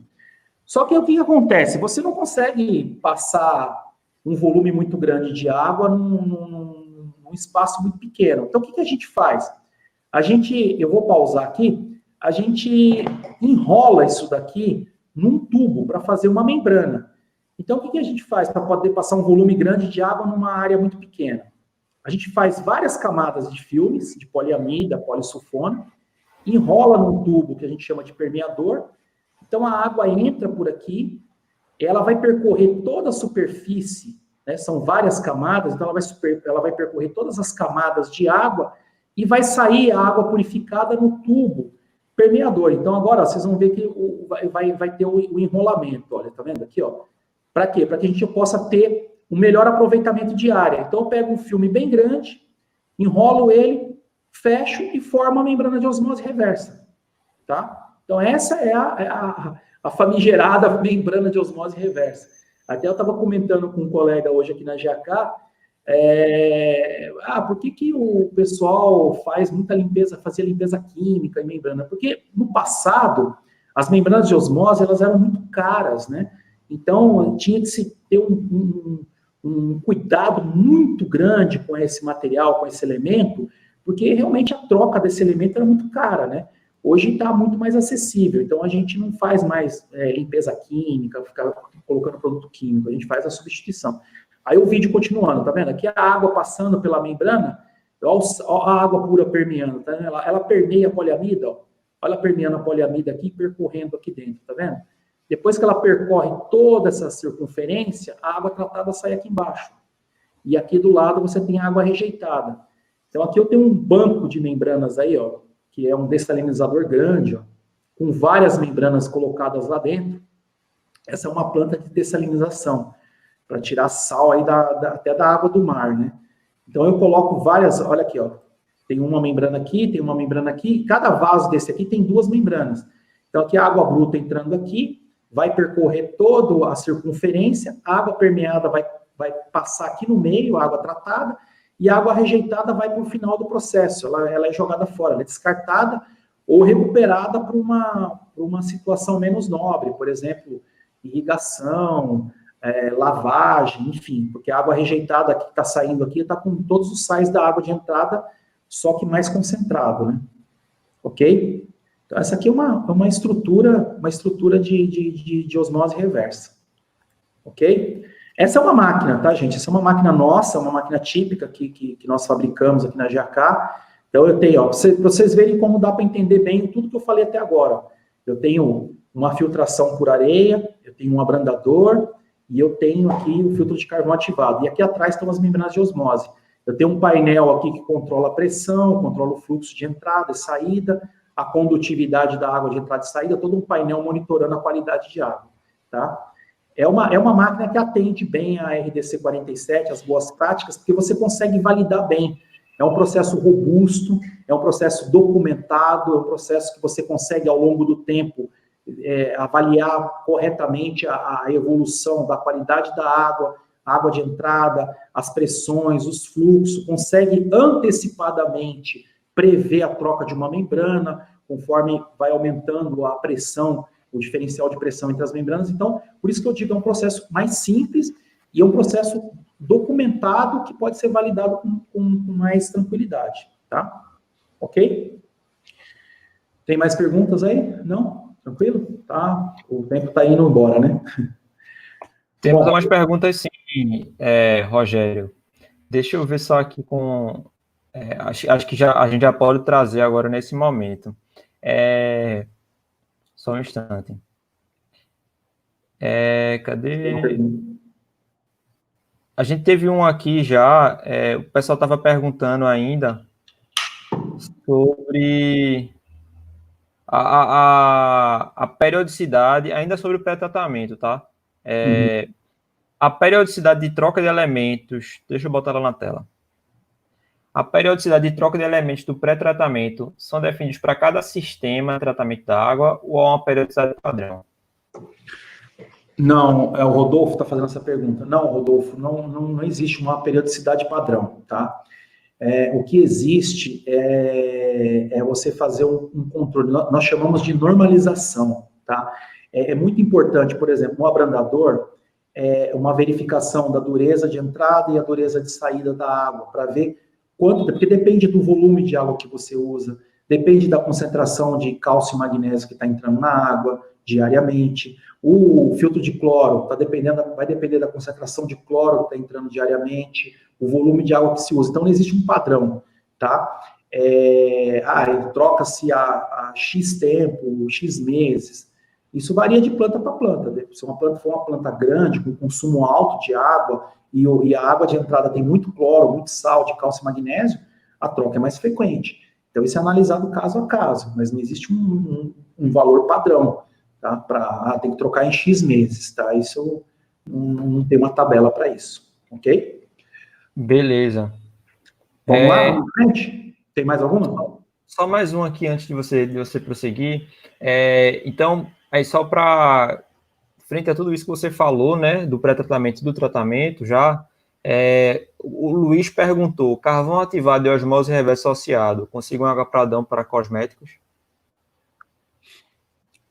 Consegue, se você... Depende assim, cosmético não existe uma condutividade ideal para fazer cosmético. Se você pegar a portaria, a resolução de água para cosmético, ela diz que você pode, inclusive, fazer com água potável o seu produto, tá? O problema é você conseguir validar, tá? O problema todo da RDC, das normas, é você conseguir validar o teu processo, tá? Então, por exemplo, como eu falei, a osmose reversa, ela retira 90% do sal da água. Então, imagine o seguinte, se você tem uma água com 200 microsiemens, e você fala assim, mas a minha água para cosmético tem que ser menor que 1 microsiemens, então só osmose reversa não vai dar para fazer esse processo, você vai ter que associar com alguma outra coisa. Por exemplo, o eletroionizador que está aí na tela, que eu vou falar agora. O eletroionizador é uma tecnologia muito eficiente, remove sal de uma água que já passou pela osmose e sem regeneração de produto químico, tá? É uma tecnologia que tem um investimento maior, mas é perfeitamente validável, tá? Então, o problema todo está na parte de validação, né?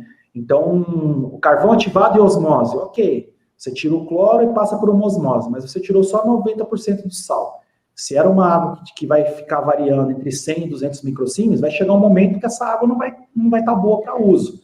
E você não vai conseguir responder para uma auditoria que você tem uma água purificada a grau cosmético. Se o teu cosmético precisa de uma água com menos de 1 microsiemens. Precisa entrar com uma outra tecnologia de remoção de sal, que no caso pode ser a deonização ou a eletrodeonização. Se você entrar com uma deonização, você vai ter que justificar toda a parte de tratamento químico, de validação, e se você entrar com uma eletrodeonização, é um processo que não tem nenhum tipo de tratamento químico. Ok? Vamos em frente? Vamos seguir aí. Então, vamos lá. Seguir. O eletrodeonizador, tá? A GAK, ela é fabricante, tá? Nós fabricamos esse módulo que vocês estão vendo aí na tela, que é a eletrodeonização, tá? A eletrodeonização, ela é um módulo que tem, dentro dele, tem resina de troca iônica e membrana de troca iônica. São dois componentes que tiram sal da água, tá? Eletrodeonizador já é uma tecnologia mais moderna, é uma tecnologia que nós usamos muito aqui na GAK para fazer pré-tratamento de sistemas de osmose para a indústria farmacêutica e usamos para oferecer projetos para a indústria de cosmético, para a indústria de saneantes. É uma combinação de osmose, nós usamos combinação de osmose com eletrodeonização, tá? Como é que funciona? Bom, dentro daquele módulo que vocês viram, eu tenho um anodo positivo e um catodo negativo. E eu tenho dentro da água que já passou por essa aqui é uma tecnologia, pessoal, de polimento, tá? Não é uma tecnologia de tratamento de água diretamente. Ela é usada depois de uma osmose reversa, depois de um processo que já retirou parcialmente o sal da água. Então, eu tenho, dentro do sistema, eu tenho a água vindo aqui de uma osmose reversa, tá? Vamos usar o exemplo da osmose reversa, mas ainda tem um pouco de sal nessa água. Tem o sódio, tem o cloreto dissolvido nessa água. E eu quero tirar esses íons indesejáveis do meu processo. Como é que eu faço? Eu boto um eletroionizador. Dentro do eletroionizador eu tenho aqui o anodo de um lado e o catodo do outro. Então, a água de alimentação está entrando aqui e o sódio, naturalmente, ele vai tentar ir para o lado negativo, polo diferente do positivo. E o cloreto, que é negativo, vai tentar ir para o lado positivo, que é o anodo. Só que entre uma placa e outra do eletroionizador, eu coloco membrana, que vai deixar passar somente o que é negativo e vai repelir o que é positivo, tá? Então, no final, o que eu vou ter? Eu vou ter uma água de extrema pureza no final do eletroionizador, sem sal, tá? E com a remoção feita através de corrente elétrica. Então, eu tenho uma corrente elétrica passando aqui o tempo todo, dentro desse processo, o que gera um ambiente muito impróprio para crescimento microbiológico, porque eu tenho formação de pH ácido e neutro aqui dentro, então o crescimento microbiológico aqui é muito restrito, tá? Água de altíssima pureza e sem uso de produto químico. Sempre que vocês verem uma apresentação minha, uma palestra minha, eu sempre vou falar de produto, de processo de purificação de água, eu sempre enfatizo, né, e nós aqui da nossa equipe, nós sempre discutimos isso. Se eu estou querendo tratar a minha água, eu não posso ter nenhum sistema que adicione produto químico na minha água. Eu estou querendo tratar a minha água farmacêutica, ou minha água para cosmético, ou minha água para saneantes. Então, é indesejável que eu tenha, durante o meu processo, qualquer adição de produto químico, porque a partir do momento que eu tenho adição de produto químico, eu tenho que validar essa adição, eu tenho que controlar esse produto, eu tenho que ter todos os controles necessários para aquele produto. Então, todos os tratamentos que nós fabricamos aqui na GAK, eles são compostos por carvão ativado, abrandamento, eletrodionização, osmose reversa, porque eu não quero adicionar nada quimicamente na água, eu quero remover tudo que tem nela. Então, o eletroionizador, ele entra com essa característica. Não tenho nenhum tipo de tratamento químico aqui na água, não tenho nenhuma contaminação extra, além daquilo que já vem na água que eu preciso tirar, tá? Então, aqui, ó, dentro do eletroionizador eu tenho um recheio de resina, que ela não faz nenhuma troca química na água, ela só serve para transportar corrente elétrica de um lado e de outro do meu processo, e eu tenho uma água de altíssima pureza no processo de eletroionização, tá? Aqui um eletroionizador aqui, ó, aberto, tá vendo? Tá separado aqui por membrana, tá vendo? E aqui dentro vai um recheio de resina, tá?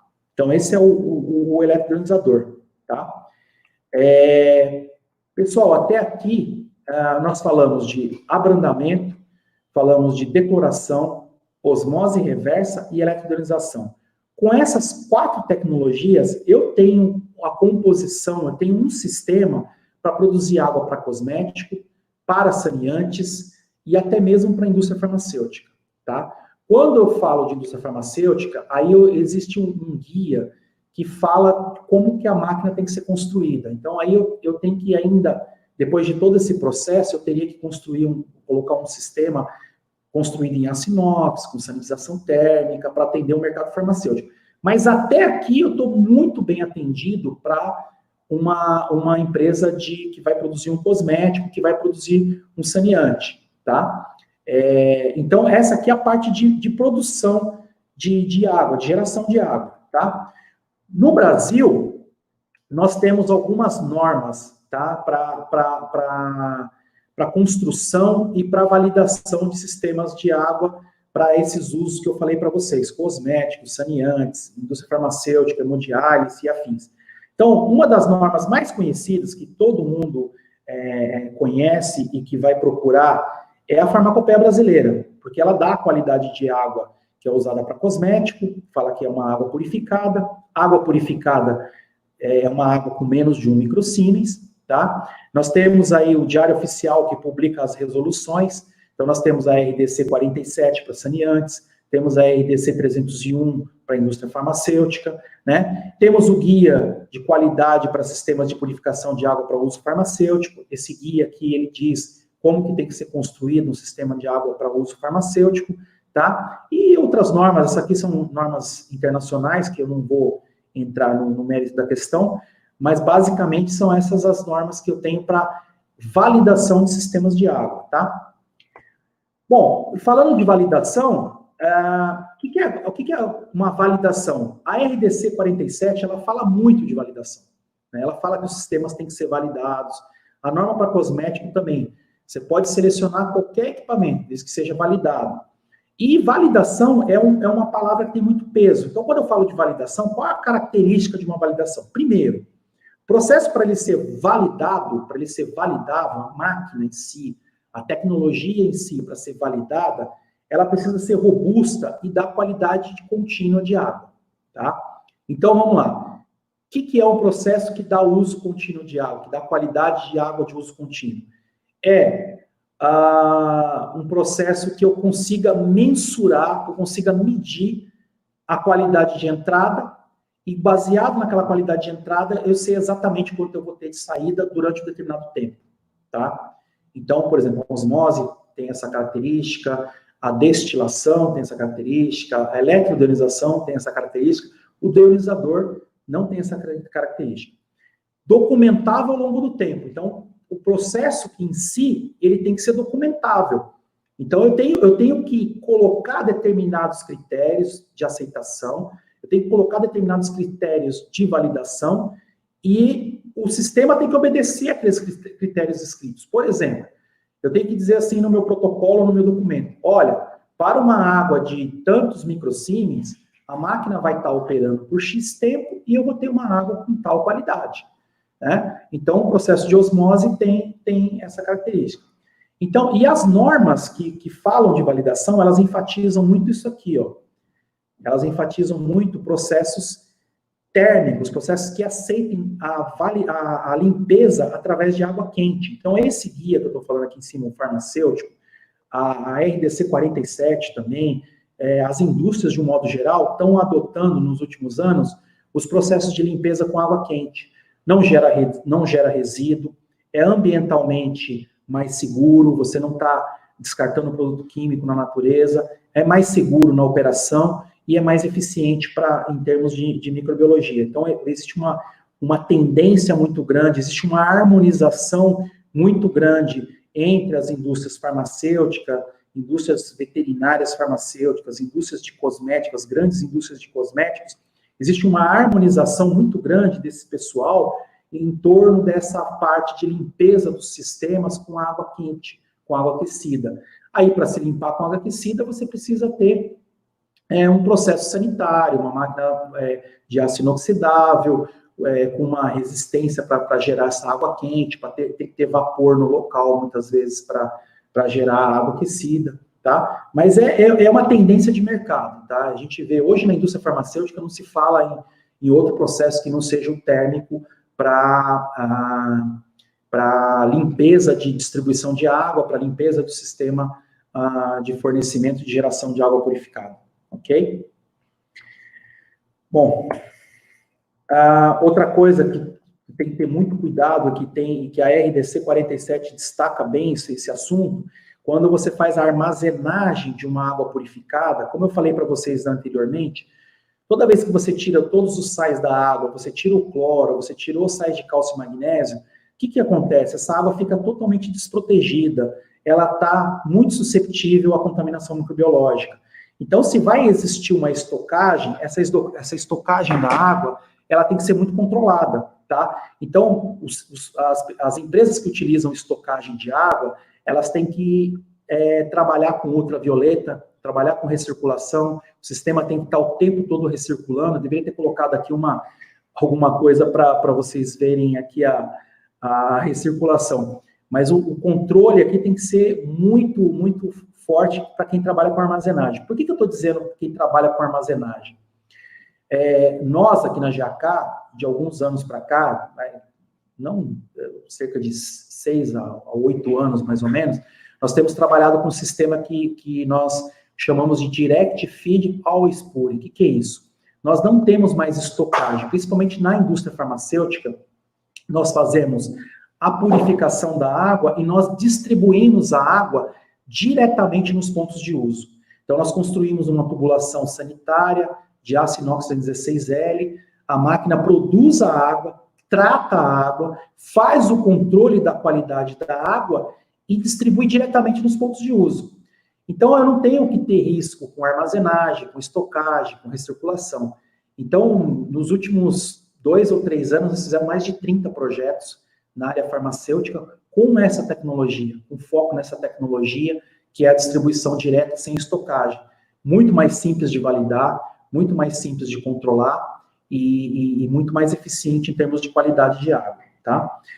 Bom, como eu falei aqui no final, os protocolos que evidenciam os testes têm que ter limites, tempo, e todos os critérios de aceitação e toda a parte estrutural aí para comportar uma validação bem segura, ok? Bom, aí uma das nossos sistemas, né, é o sistema que tem aqui atrás, vocês estão vendo aqui o banner aqui, tá? Isso aqui é uma máquina que atende plenamente hoje às exigências da Anvisa, combina a tecnologia de osmose com a eletrolização, ela tem sanitização térmica, não usa vapor, ela é toda construída em aço inoxidável 316L, e tem um PLC, um IHM para fazer interface. Hoje nós fazemos máquinas com vazão de 150 a 500 litros por hora, mas já fizemos projetos bem maiores que esse, né? Fizemos sistemas para usina termoelétrica, aí, grandes produções. Então, isso aqui, vocês estão vendo aqui, é uma osmose de 5.000 litros por hora, tá? Fizemos também máquinas bem gigantes já, fizemos na Bahia, uma vez, um projeto para uma usina termoelétrica, onde a osmose foi acondicionada dentro de um container, era para 15 toneladas por hora de água purificada, e tinha um detalhe interessante nesse projeto, que ele recuperava água de chuva. Então, toda a água de chuva do telhado era recuperada através de ultrafiltração e depois passada por um processo de osmose reversa. Foi bem interessante essa tecnologia, esse projeto e seus detalhes, né? Pessoal, a parte de obtenção, eu tenho aí rapidamente, é o tempo de eu tomar uma água aqui, eu tenho, vocês vão ver aí na tela, tem 3 QR Codes, Oi? Tem 3 quiz aí, vocês podem fotografar com o celular, tá? Vocês podem responder aí os questionários e eu vou publicar aqui, né? Eu consigo fazer aqui a publicação. O Vinícius, eu vou publicar, eu vou dar 2 minutinhos, porque a gente já está com a live super, o tempo super estourado. 2 minutinhos, quem quiser responder aí. E eu vou mostrar a resposta aqui para vocês. Tá? Então, escolham aí o que vocês quiserem responder. Já posso abrir aqui? Já? Então, eu vou dar um alt aqui, vou pegar aqui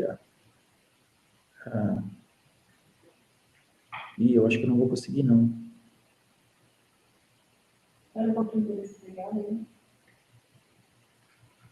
Ô Vinícius, eu vou interromper o compartilhamento aqui, só Pode dar um Alt Tab. Oi? Você pode dar o Alt Tab e interromper. A gente, se você quiser, a gente depois você volta, entendeu? Tá, não tem problema não. Então vamos lá, vou interromper rapidinho, que eu vou só achar aqui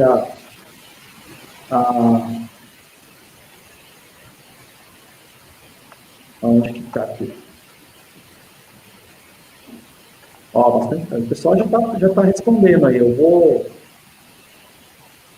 vou compartilhar de novo aqui a tela com vocês, tá, pessoal?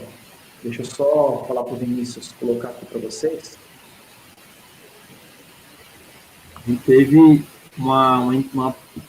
muitos comentários e perguntas, Rogério, mas eu acho que realmente não vai dar tempo de a gente responder todos eles.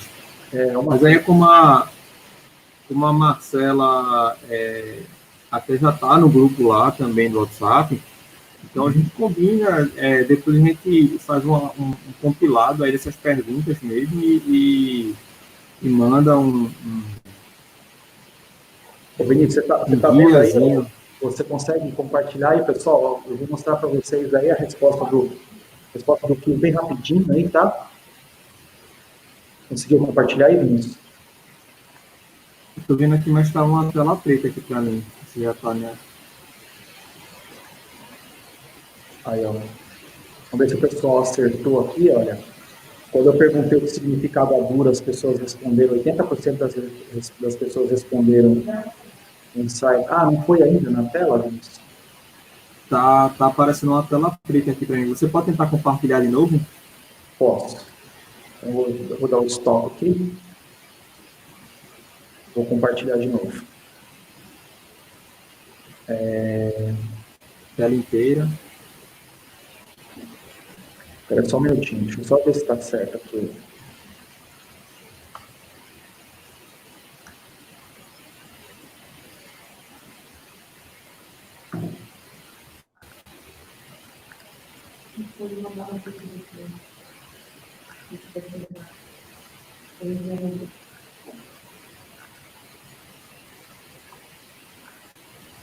Vê se você consegue ver isso. Consegue ver o compartilhamento? É que eu estou compartilhando no Google Chrome com as respostas. Agora foi. Foi? Pessoal, vocês estão vendo aí, ó?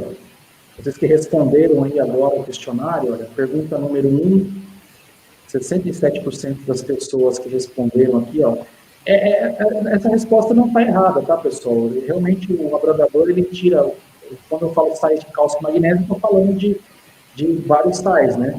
Mas o correto seria que água com cálcio dissolvido, tá? A pergunta número 2 era para que serve um filtro de carvão ativado? Eliminar cloro da água, muito bem. Também retira a sujeira da água, viu, gente? O carvão, como ele é um granulado, ele também, ó, tem mais gente respondendo aí, ó, chegando mais respostas daquele que eu estou falando.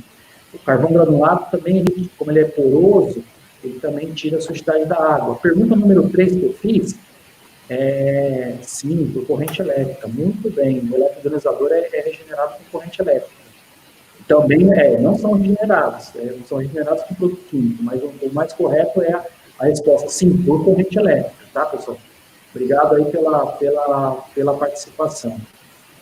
Eu vou voltar aqui no compartilhamento aqui.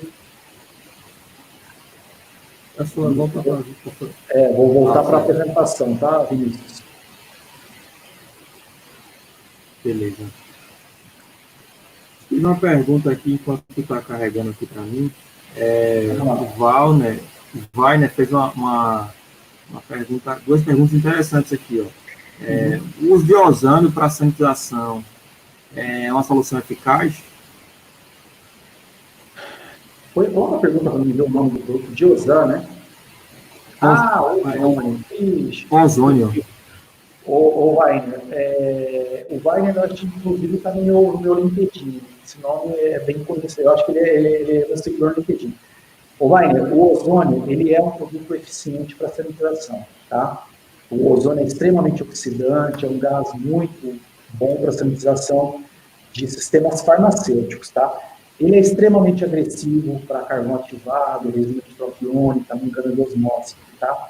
O problema do ozônio, até tive uma discussão no ano passado muito interessante com um cliente de uma empresa multinacional que queria que eu desenhasse um projeto com ozônio. O problema do ozônio é assim, ele é em concentrações muito baixas no ar, ele é muito agressivo para as vias respiratórias, tá?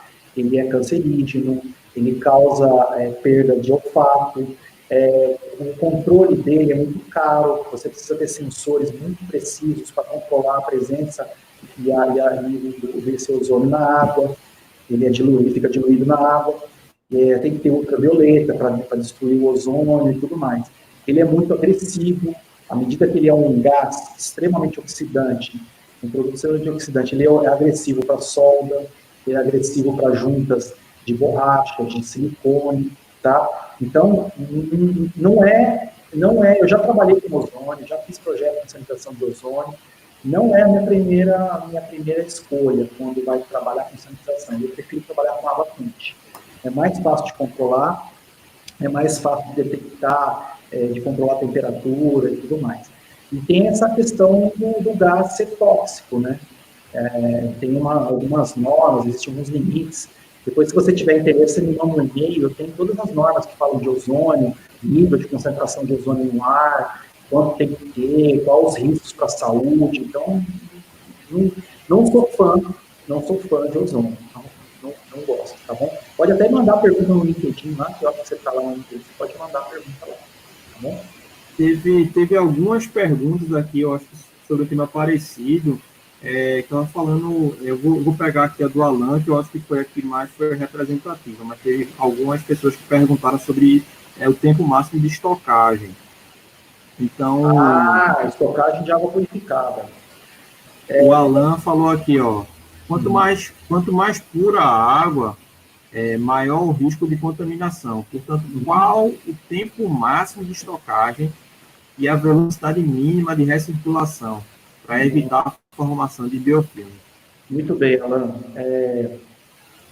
Não existe nenhuma norma que diz o tempo mínimo de estocagem, tá? Mas todas as normas dizem que a água tem que ter recirculação constante. Se você olhar na RDC 301, fala isso. O Guia de Validação de Sistemas de Água Farmacêutico fala isso, tá? Recirculação constante. O mínimo possível de tempo de água parada, tá? Não pode ter água parada. Os tanques têm, quanto maior o volume de água estocada, maior o risco. Quando você fala de velocidade de água, aí eu vou entrar num assunto bastante técnico, mas existe uma norma internacional chamada ASME-BPE, que regulamenta a velocidade de água, que fala que nós temos que ter uma população de água purificada no regime turbulento. Tá? No regime turbulento, a gente calcula isso por número de Reynolds, então a gente tem que ter pelo menos 1,5 metro por segundo de velocidade. Então nós aqui na GAK, quando nós construímos sistemas de água farmacêutico, nós trabalhamos com bomba com variação de frequência, nós controlamos essa velocidade para não formar biofilme. Mas a sua pergunta é muito factível para a área farmacêutica. Tá? Agora, a água parada não, o volume de estocagem é muito indesejável, depois que a água já está toda purificada. se tem algum volume de água estocada, por exemplo, nós usamos nos nossos sistemas um volume de água estocada no sistema intermediário, no pré-tratamento. Mas nós mantemos essa água em recirculação com ultravioleta, com electronização para que essa água não contamine, ou colocamos ultrafiltração nessa água para ela não contaminar. Então, assim, e no sistema farmacêutico, na água de distribuição, na água final, nós trabalhamos com o processo que eu falei para vocês, que é alimentação direta. Aí eu não tenho água nenhuma estocada. Risco zero, o menor volume que eu tenho é o volume que está lá na tubulação recirculando. E eu tenho uma eficiência grande na qualidade microbiológica dessa água, tá? Ok? Pessoal, bom, o pessoal já respondeu o quiz aí, depois se vocês quiserem a gente manda aí os resultados. Aqui tem alguns limites, né, de água, qualidade de água. Aqui eu coloquei os limites que tem na farmacopeia brasileira, que é a única que dá os limites corretos mesmo, condutividade, TOC, microbiologia, tanto para água purificada como para água para injetáveis, ok? E, bom, quando a gente fala de controle de qualidade de água, o que nós podemos, a primeira coisa que nós falamos de controle de qualidade é a condutividade, né? O quanto que tem de sal nessa água? O que determina a salinidade de uma água purificada? O primeiro índice aqui é a condutividade, que é um processo onde eu tenho duas células dentro de um circuito fechado, né? Eu tenho o transporte de corrente elétrica de um lado para o outro da célula. Então, se eu tenho muito sal, né, essa condutância é muito alta, a corrente elétrica passa muito rapidamente, tem muita condutância, né? Se eu tenho pouco sal, eu tenho pouca condutância. Então, quanto menor a condutância, nesse centímetro quadrado que eu tenho aqui de área, quanto menor essa condutância, maior a qualidade da água, menor a concentração de sal que eu tenho numa água. Um outro controle muito importante é a análise de carbono orgânico total. Porque muitas vezes eu tenho uma água com uma baixa salinidade, né? Nós fabricamos analisador de TOC desde 2003, aqui na GAK, nós somos a única empresa que fabrica esse produto na América Latina. O carbono orgânico total é a concentração de carbono orgânico que tem numa água. Você não pega com condutivismo. Então, essa tecnologia que eu mostrei para vocês aqui, você pode ter uma água com menos de 1,3 microsiemens, mas com concentração de carbono de 1.000 ppb, 2.000 ppb, e o condutivímetro não pega isso. Então, o que é opa, já foi um pouquinho para frente. O que é o analisador de carbono orgânico? O analisador de carbono orgânico é um equipamento que ele vai pegar a sua amostra de água, ele vai detectar que a condutividade dessa água, vai aplicar uma radiação ultravioleta nessa água e vai, através de uma oxidação, ver quanto de carbono orgânico tem nessa água. Isso vai gerar um aumento da condutância e ele vai dar a qualidade da água. Esse limite aqui, ó, carbono orgânico total, é um dos limites para produção de água purificada, farmacopeia brasileira. Então, se você produz cosmético, você produz saneante, você produz produto veterinário, farmacêutico, qualquer produto que use água purificada, um dos itens que você tem que analisar além da condutividade, vai ser a concentração de carbono orgânico total, o TOC, tá? Existia um teste que as empresas faziam, chamado substâncias oxidáveis, mas ele já caiu em desuso. A última edição da farmacopeia brasileira, aí a 6ª edição, se eu não me engano, já não recomenda esse teste. O carbono orgânico, o teste de carbono orgânico total é um teste muito mais eficiente para isso. Esse produto, esse equipamento, ele analisa o TOC e ele também analisa a condutividade da água, tá, pessoal? E por último, e não menos importante, o que todo mundo fica aí descabelado, né, quando vai fazer a validação de um processo farmacêutico, um processo de cosmético, de saneante, o que quer que seja, quando vai validar uma qualidade de uma água, é a análise microbiológica, né? A análise microbiológica é aquela análise que você tem lá uma placa, que a gente chama de placa de Petri, você bota um meio de cultura, que nada mais é que o alimento, né? O alimento para a bactéria. Você pega um volume de água, normalmente se pega-se 1 ml, quando você vai fazer água purificada, despeja nessa placa, coloca lá numa estufa, e depois de 48 horas você vai fazer o teste, você vê quantas colônias de bactérias formaram nessa plaquinha aqui. Isso é um teste de microbiologia. Para uma água purificada, você pode ter no máximo 10 unidades, 10 bolinhas, desculpa, 100 bolinhas dessa por ml de água testada.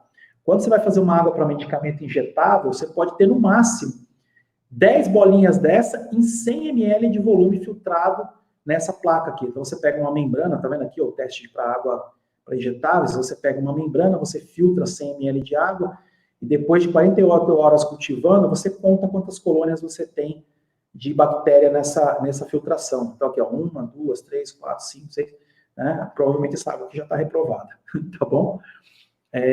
Pessoal, mas é isso daí, a gente está super com o tempo super estourado, já deu 1 hora e 40 minutos aí de live, tá? E o último quiz que eu queria que vocês escaneassem aí, é falando sobre o controle da qualidade da água. Podem fazer um scanner rapidinho aí desse QR Code, responder a perguntinha que eu fiz aí sobre qualidade de água. Mas, basicamente, pessoal, finalizando, é isso. Eu queria dar uma sequência um pouco lógica de obtenção, desde o pré-tratamento da água, quando você capta ela lá no poço artesiano, na água de rede, até o processo de purificação, onde entra osmose, eletrodeonização, e no final o controle de qualidade dessa água. E todos esses aspectos são extremamente importantes para a validação de um processo de produção de água, qualquer que seja, ou para cosmético, ou para saneantes, ou farmacêutico, todos esses princípios são os mesmos, tá? O que acontece é o rigor da norma, Então, eu tenho uma norma um pouco mais branda, no caso de saneantes e cosméticos, e uma norma muito mais rigorosa no processo farmacêutico, onde eu tenho que entrar com a qualidade do material que eu construí a máquina, a rugosidade do tubo, a velocidade de água, como o colega aí apontou agora há pouco, falou aí qual que é a velocidade de água que tem que ter para não formar biofilme. Biofilme é o terror da água purificada. Um processo de tubulação farmacêutica, a formação de biofilme é algo que realmente é totalmente indesejável e muito preocupante, porque é difícil de remover, não tem nada que remova biofilme, existem alguns paliativos, algumas coisas aí que o pessoal usa, mas nada que seja muito eficiente, tá? Mas é isso. Pessoal, já respondeu o quiz, vou colocar aqui, eu vou tirar o compartilhamento, tá, Vinícius? Rapidamente. E vou tirar eu vou interromper aqui. Pode interromper aí, Vinícius, que eu vou abrir o quiz aqui para o pessoal ver o resultado da nossa última pergunta. Beleza, Rogério. Enquanto você dá uma olhada aí, queria aproveitar aí para agradecer demais a sua presença, tá? Obrigado. Todo o pessoal da GAK aí, a Marcela também, que estava aí no background, articulando as perguntas aí, gerenciando tudo isso. Foi uma verdadeira aula, né? Obrigado. Todo mundo comentou aqui que queria mais tempo, que já estão querendo fazer um curso com você aqui. Obrigado. E queria agradecer muito também ao pessoal do Sindlimp, que foram, de fato, os responsáveis por fazer essa articulação, né? Uhum. Então, o Sebrae está aqui como um apoiador desse evento, mas, de fato, o Sindlimp, na pessoa da Isabel e da Fátima, foram, de fato, as pessoas que participaram dessa articulação para trazer esse tema para os empresários. E, então, agradecer demais a todos eles. E, novamente, agradecer a todo mundo que participou da live, né? O pessoal interagiu muito aí. Eu estou recebendo muitas. Aqui eu estou vendo aqui a última pergunta. Aqui tem 15 pessoas respondendo. E aqui eu vou publicar aqui agora o resultado para vocês aqui. Já vou entrar aqui. Peraí, eles publicam para o pessoal ver aí o resultado.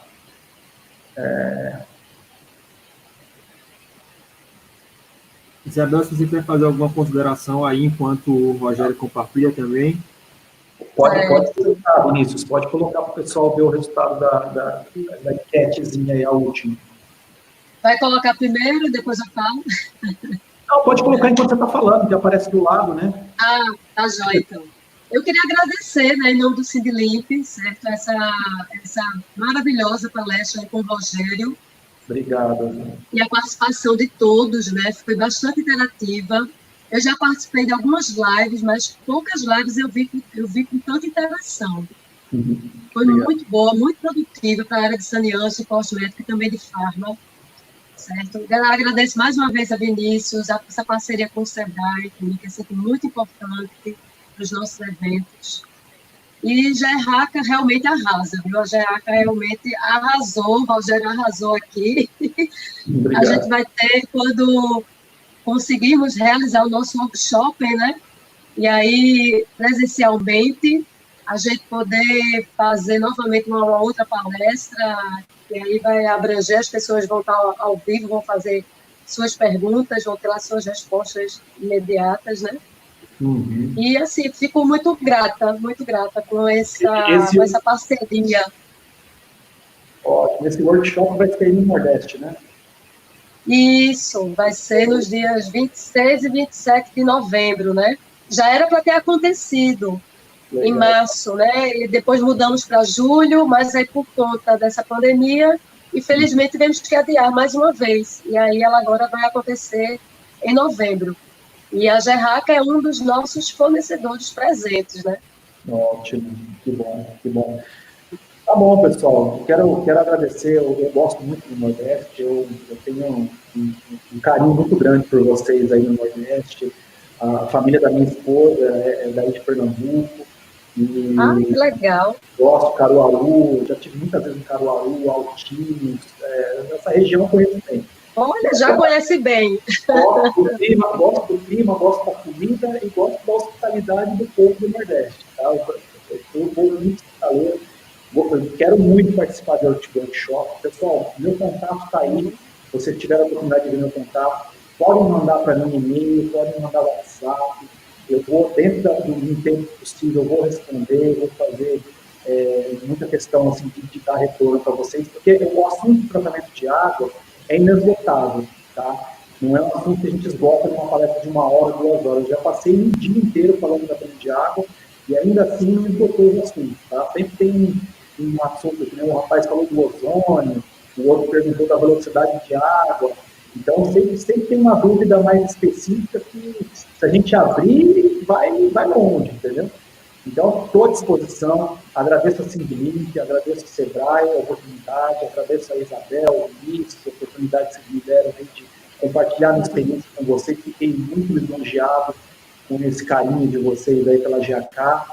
E, o pessoal, o time aqui muito comprometido, muito comprometida para ajudar com o que for preciso, então, à disposição aí para o que der e vier aí, torcendo para que essa pandemia passe logo, para que eu possa visitar vocês presencialmente. Isso, com certeza. E reitero, assim, caso a GAK queira novamente fazer uma outra palestra, estamos aqui abertos para fazermos todo esse movimento de novo. Um outro assunto que você queira trazer, alguma outra coisa, fiquem à vontade. Eu vou pensar em alguma coisa que eu gostei, bem interativo. Vamos pensar em outro assunto aqui já para a gente fazer uma nova. Não é? Pronto, ótimo. Pessoal, muito obrigado, tá? Muito obrigado pela participação aí. Obrigadão a todos, viu? Uma boa noite. Boa noite, até logo. Rogério, você vai querer terminar de mostrar as respostas aí? Ou... Não, eu acho. Não, terminou. Esse é o último gráfico. Foi essa última só, né?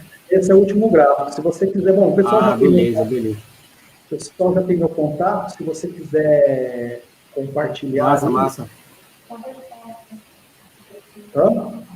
A resposta dessa pergunta é realmente essa que a maioria do pessoal respondeu. 65% das pessoas responderam com utilidade de POC e microbiologia, é isso mesmo.